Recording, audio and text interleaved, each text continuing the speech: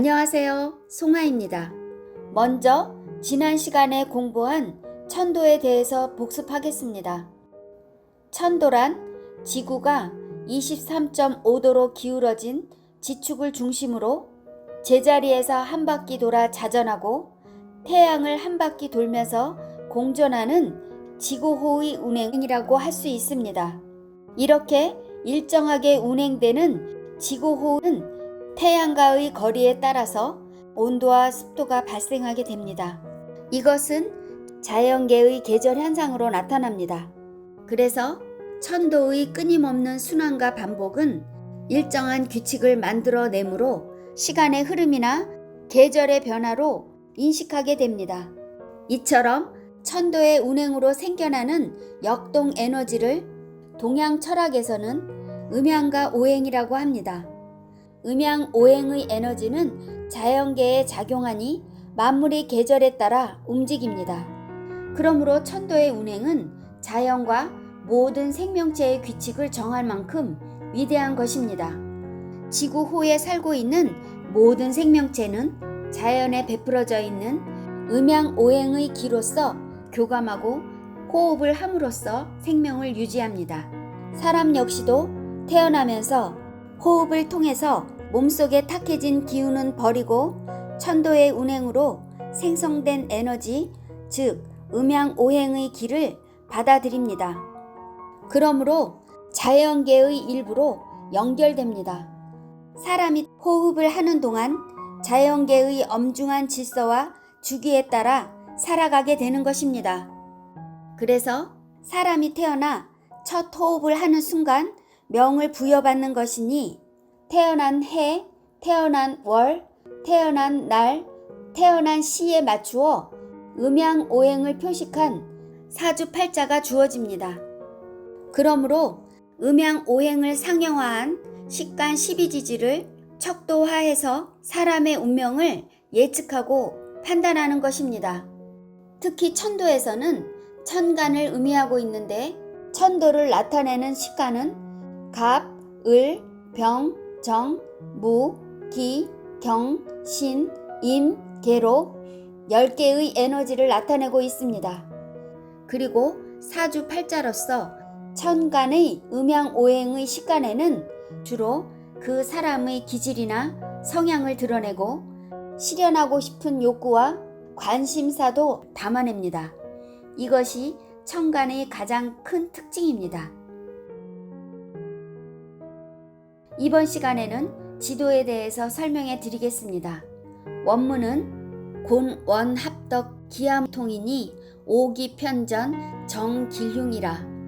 곤원 즉 지원이 건원인 천원과 덕을 합함으로써 하늘과 땅이 열리고 닫히는 기암으로 통하게 되고 오행의 기에는 치우침과 온전함이 있으므로 기라고 흉함이 정하여지는 것이다 라는 뜻입니다.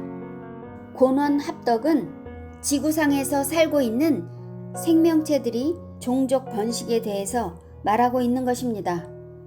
건은 종족 번식에 대한 강한 욕구를 가지고 있고 곤은 앞으로 살아갈 세상의 환경에 가장 적합한 유전인자로 진화시키려는 욕구가 강렬합니다. 주역에서 건은 양의 물건이고 곤은 음의 물건이니 음과 양이 덕을 합해서 강과 유의 체가 있는 것이다 하였습니다. 그래서 건의 덕으로 시작할 수 있고 곤의 덕으로 이룰 수 있는 것입니다. 그러므로 건은 베푼다고 하고 곤은 받아들인다고 합니다. 그러니 곤원합덕은 음과 양, 건과 곤, 하늘과 땅, 남자와 여자가 합하는 것을 의미합니다. 기암통에서 배틀 기자와 봉할 함자가 통한다는 의미는 곤체의 생육의 때가 저절로 열고 닫는 추기로 말하고 있습니다. 이것은 곤이 가지고 있는 고유한 영역인 만물을 생육할 수 있는 대지의 도라고도 할 수 있습니다. 음은 곤이라 하고 곤은 땅이라 하니 땅을 예를 들어보면 우리가 딛고 서 있을 수 있게 하는 땅은 묵묵해 보이지만 봄과 여름으로는 땅속까지 열어서 만물을 태어나게 하고 자라나게 합니다. 가을과 겨울에는 땅 속을 닫아서 더 이상은 만물을 키우지 않으며 내년의 생명체를 가두어 보호합니다.